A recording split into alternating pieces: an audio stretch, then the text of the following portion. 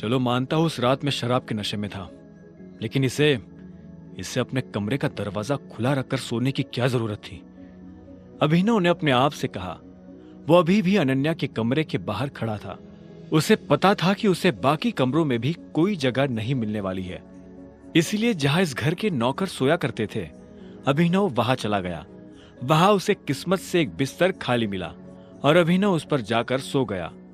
अभिनव को कब नींद लगी और कब सुबह हो गई उसे पता ही नहीं चला। वो जल्द से जल्द तैयार हुआ और AK प्राइवेट लिमिटेड पहुंच गया। जैसे ही वो कैब से बाहर निकला तो सबसे पहले उसकी नजर सनी पर पड़ी। सनी ने भी उसे देखा और चालाकी से मुस्कुराते हुए बोला, आहा, देखो जरा कौन आया है, सिक्योरिटी। वो अभिनव को अंदर नहीं आने देना चाहता था। सनी की एक आवाज पर सिक्योरिटी वाले वहां आकर खड़े हो गए। सनी ने कहा, इस फटीचर को अंदर मत घुसने देना, यह अकरम सर को परेशान करने के लिए यहाँ आया है। सुनते ही सिक्योरिटी वाले अभिनव का रास्ता रोककर खड़े हो गए। सनी अभिनव और सिक्योरिटी के बीच में आकर खड़ा हुआ और बोला, अभिनव, तुम्हें एक एडवाइस दूं, अपनी गरीबी को एक्सेप्ट कर लो और लाइफ में उसके हिसाब से आगे बढ़ो। तुम्हारे पिताजी अकरम सर की गाड़ी चलाते थे, तो इसका मतलब ये थोड़ी ना हुआ कि वो दोनों दोस्त थे। जब तुम्हारे पिताजी का अकरम सर के साथ घूमने से कोई फायदा नहीं हुआ, तो तुम्हें उनके आगे पीछे घूमने से क्या मिल जाएगा? सनी की बात सुन अभिनव को गुस्सा आ रहा था। वह सनी की बदतमीजी से तंग आ गया था। वो चाहता तो उसे मुक्के से जवाब दे सकता था, लेकिन उसने अपना फोन निकालना बेहतर समझा। वो अकरम को फोन मिलाने वाला था, पर इससे पहले कि वो अकरम को फोन मिला पाता, इतने में एक सुंदर सी लड़की काली स्कर्ट और सफेद शर्ट में उसकी तरफ चली आ रही थी। उसने आते ही सिक्योरिटी वालों से कहा, तुम लोग जा सकते हो, ये मेरे साथ है। इतना कहकर उसने अभिनव की तरफ देखा। ये देख सनी के होश उड़ गए। उस दिन पार्टी में और अब यहाँ भी अभिनव ने सनी को गलत साबित कर दिया था। इससे पहले कि वो कुछ कह पाता, अकरम की सेक्रेटरी जेनी ने उसे शांत रहने का इशारा कर दिया था। अभिनव को सनी के चेहरे पर छाया मातम देखकर काफी खुशी हो रही थी। वो मुस्कुराया और जेनी के साथ निकल गया। आपको अकरम ने बताया कि मैं यहाँ क्यों आया हूँ? ये सुनते ही जेनी के कान खड़े हो गए। अभिनव जैसा आदमी जो यहाँ नौकरी के लिए आया था, वो अकरम को अकरम कहकर बुला रहा था। जेनी ने इस सवाल का कोई जवाब नहीं दिया। उसने अपने ऑफिस का दरवाजा खोला और अंदर चली गई। अभिनव भी उसके पीछे पीछे अंदर आया और बोला, तुमने मेरे सवाल का जवाब नहीं दिया। सॉरी, जेनी ने कहा। जेनी ने जिस तरह से सॉरी कहा, अभिनव को समझ आ गया था कि वो उसे पसंद नहीं करती थी। जेनी ने इतने में अपनी टेबल पर रखा एक पेपर उठाया और अभिनव की तरफ बढ़ा दिया। अभिनव ने पेपर लिया और उससे पढ़ने लगा। उस पेपर पर उन नौकरियों के नाम लिखे थे जो अभिनव कर सकता था। अभिनव कौन सी नौकरी करना चाहता था, यह अधिकार भी अकरम ने ही उसे दिया था। अभिनव उस लिस्ट को तो देख ही रहा था, लेकिन साथ ही उसकी नजर जेनी पर भी थी, जो कब से उसे घूरते हुए देखे जा रही थी। पर अभिनव ने उस पर ध्यान नहीं दिया। इसके बजाय उसने लिस्ट पर अपना ध्यान लगाया और देखा कि उसमें कुछ नौकरियों के ऊपर स्टार बना हुआ था। उसने जेनी को देखा और बोला, ये यहाँ स्टार क्यों बना? ये स्टार इसलिए बना है क्योंकि इन पोजीशंस पर हमारे पास ऑलरेडी कोई ना कोई काम कर रहा है और हम इन पर नई भर्ती नहीं ले रहे हैं। तुम चाय लेना पसंद करोगे या कॉफी? मैं मैनेजर बनना पसंद करूंगा। अभिनव ने भी उसके सवाल का जवाब ना देते हुए कहा। ऐसे में जेनी बोली, लेकिन मैनेजर की पोजीशन पर पहले से स्टार बना हुआ है। आप पता है मुझे। तो जिस पोजीशन पर पहले से कोई बैठा हुआ है, उस पर तुम कैसे बैठ सकते हो? तुम क्या उस एम्प्लॉय को कंपनी से बाहर करवाना चाहते हो? मैंने तो ऐसा नहीं कहा। मैं बस इतना जानता हूं कि लिस्ट मुझे तुम्हें नहीं दी थी।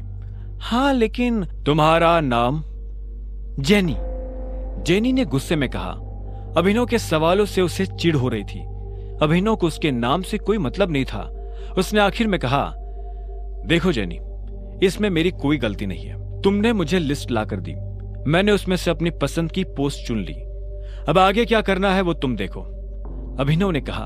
वो जो मांग रहा था सोच समझकर मांग रहा था। वैसे तो पूरी कंपनी ही उसकी थी और वो जल्द से जल्द इसे संभालना चाहता था, लेकिन मोंटी के आ जाने से पहले वो ऐसा कुछ नहीं कर सकता था। ऐसे में उसने मैनेजर की पोस्ट ही मांग ली थी ताकि वो अनन्या और उसके माता पिता के सामने अपनी काबिलियत साबित कर सके। ठीक है मिस्टर अभिनव, तो अब मुझे तुम्हारे बारे में कुछ जानकारियों की जरूरत पड़ने वाली है और तुम्हारा ऑफिस कल से शुरू हो जाएगा, जैनी ने कहा। अभिनव ने हाँ में सिर हिलाया और वहां से निकल गया। सनी को अभी भी समझ नहीं आ रहा था कि आखिर अभिनव वहां क्या लेने आया था। उधर अभिनव को लगा कि अब कल से नौकरी पर जाने के लिए उसे नए कपड़ों की जरूरत पड़ने वाली है। कपड़ों के साथ साथ उसे अपना फोन भी बदलने की जरूरत थी। अकरम का दिया हुआ चेक उसकी जेब में ही रखा हुआ था। अब चौकी अनन्या के माता पिता आए हुए थे, तो उनको और हरदेव पाल को दिखाने के लिए अभिनव जानता था कि उसे उनके साथ उन्हीं के घर में रहना पड़ेगा और नौकरों के कमरे में ही सोना पड़ेगा। लेकिन वो इतनी आसानी से हार मानने वाला नहीं था। वो ये साबित कर देने वाला था कि वो इस दुनिया का सबसे बेस्ट दामाद है। अभिनव अपने चेक से पैसे निकालने के लिए बैंक चला आया। तभी उसकी नजर प्रणव से मिली। प्रणव उन लोगों में से था जो अभिनव की गरीबी का मजाक उड़ाया करता था। जैसे उसने अभिनव को बैंक के अंदर आते हुए देखा तो बोला, अरे वाह, देखो तो कौन आया है। प्रणव खुद एक बैंकर था। वो अरबपति तो नहीं था, लेकिन उसके पास अच्छी खासी दौलत थी। वो दिखने में भी स्मार्ट था। वो अभिनव को इसलिए जानता था क्योंकि अभिनव अक्सर इस बैंक में डिलीवरी के काम से आया करता था। हालांकि वो दिखने में अभिनव के आगे कुछ नहीं लगता था, लेकिन उसमें और अभिनव में एक ही फर्क था, गरीबी का। हेलो, मुझे थोड़े पैसे निकालने हैं, अभिनव ने कहा और प्रणव को चेक दिखाने लगा। प्रणव ने बिना चेक देखे कहा, चेक से? तुम्हें पता है ना, चेक से सिर्फ बड़ी रकम ही निकाली जा सकती है। मेरा अमाउंट बड़ा है, यहाँ काउंटर पर नहीं निकल पाएगा, इसलिए मैं मैनेजर से मिलना चाहता हूँ। ये सुनते ही प्रणव जोर जोर से हंसने लगा और बोला, तुम्हें उसकी जरूरत नहीं पड़ेगी, मुझे अपना चेक दिखाओ।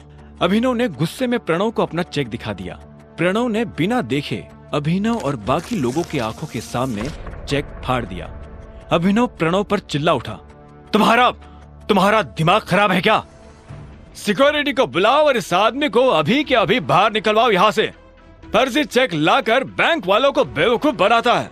अभी पुलिस बुलाकर तुझे अंदर करवाता हूँ, प्रणव ने कहा। इधर अभिनव ने अपने फाड़े गए चेक के टुकड़ों को मुट्ठी में भरा और गुस्से में अपनी मुट्ठी भींच ली। इतने में सिक्योरिटी वाले आए और उन्होंने अभिनव को चारों तरफ से घेर लिया। छोड़ो मुझे, छोड़ो, अभिनव ने कहा और गार्ड्स के हाथ से खुद को छुड़ाने की कोशिश करने लगा, लेकिन वो लोग उसे छोड़ नहीं रहे थे। प्रणव और बाकी लोगों को अभिनव को इस हाल में देखकर अच्छा लग रहा था।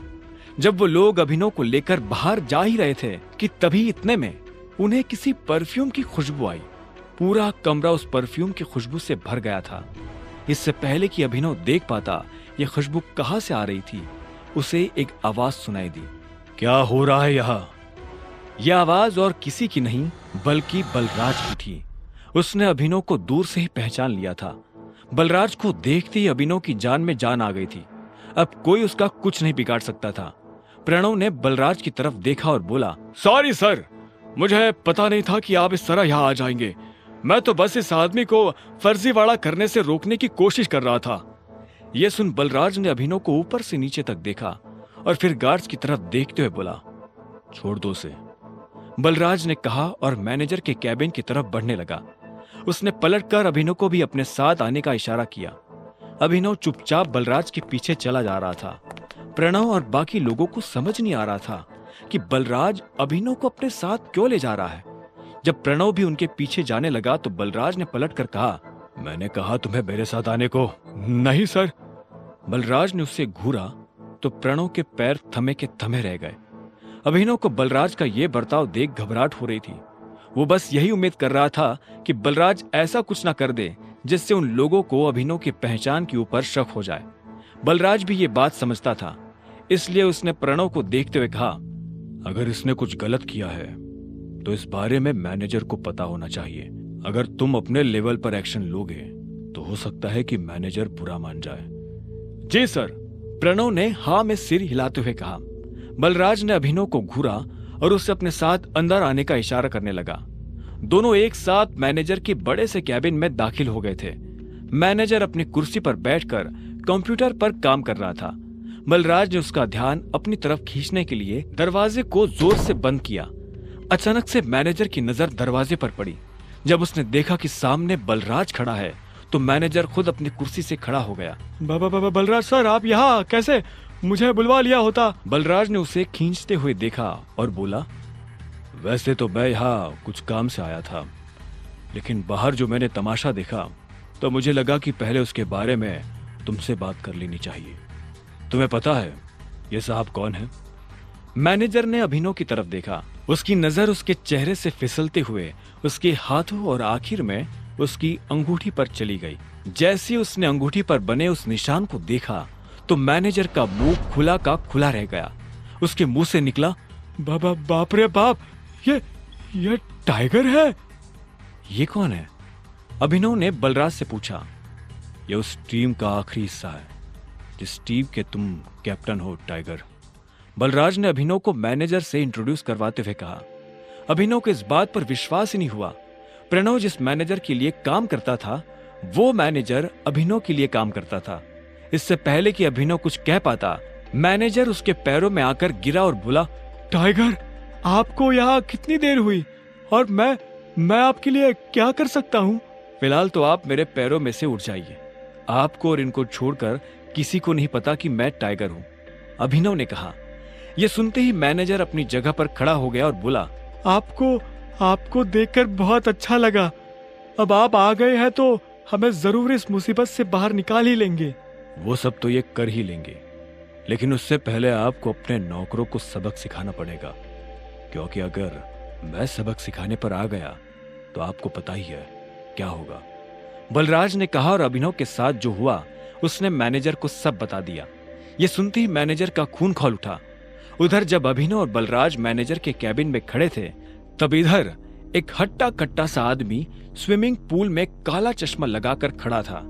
उसकी आंखों पर चश्मा, गले में सोने की मोटी चैन और बगल में विस्की का ग्लास था। उसकी बाहों में बिकनी पहने हुए एक लड़की खड़ी थी। वो आदमी लड़की के गालों को सहला रहा था। तभी उसे किसी के पैरों की आवाज सुनाई दी। उसने देखा उसका सेक्रेटरी भागते हुए उसके पास आ रहा था। सेक्रेटरी उस आदमी के पास आया और बोला, सर, अभी खबर मिली है कि टाइगर लौट आया है। यह सुनते उस आदमी का हाथ रुक गया। उसने लड़की के गाल पर से हाथ हटाया और हाँ में सिर हिलाते हुए सिगार पीने लगा। आप कहते हैं तो? सेक्रेटरी आगे कुछ कहता उससे पहले उस आदमी ने कहा, अभी नहीं, अभी तो आया है, थोड़ा उछल कूद करने दो, पर हाँ, इस बार उसे पिंजरे में डालने की गलती नहीं करनी है। सेक्रेटरी ने हाँ में सिर हिलाया और वहां से निकल गया। Who is tiger? बगल में खड़ी उस लड़की ने पूछा। उस आदमी ने जवाब में सिगार से एक लंबा कश लिया और धीरे धीरे उसका धुआं आसमान में छोड़ने लगा। अब आगे क्या होने वाला था, क्या करने वाला था मैनेजर प्रणव के साथ, और कौन था यह आदमी, जानने के लिए सुनते रहिए द रिटर्न ऑफ टाइगर, सिर्फ पॉकेट एफएम पर। द रिटर्न ऑफ टाइगर के सारे एपिसोड्स को सुनने के लिए डिस्क्रिप्शन में दी लिंक से डाउनलोड करें पॉकेट एफएम ऐप।